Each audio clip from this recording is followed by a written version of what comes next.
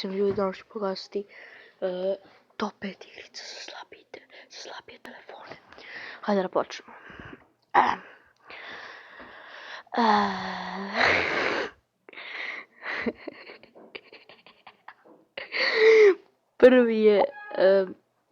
Prva igrica za danas je ova. Daddy Long, to mi je za slabije telefone. I nije nešto dobra igrica, ali je za slabije. Sljedeća na listi koja se nalazi je New Birds from Hell Season 2. To je za ovom treba malo jači, ali ne toliko jak. Sljedeća je...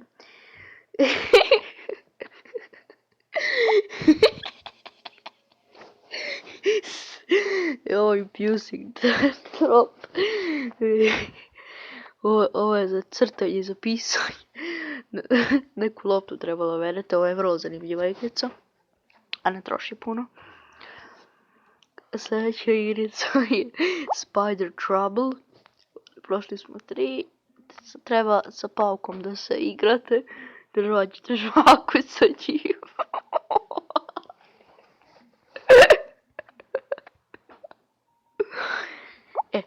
Četvrta igrica na mom mjestu je Cheating Town 4, Wild High Style. Za on treba jači. I peta igrica je treba dosta jak telefon, a to je Robbed Robber. Ovo može u dvoje da se igra. Vidite, možete predite s njom.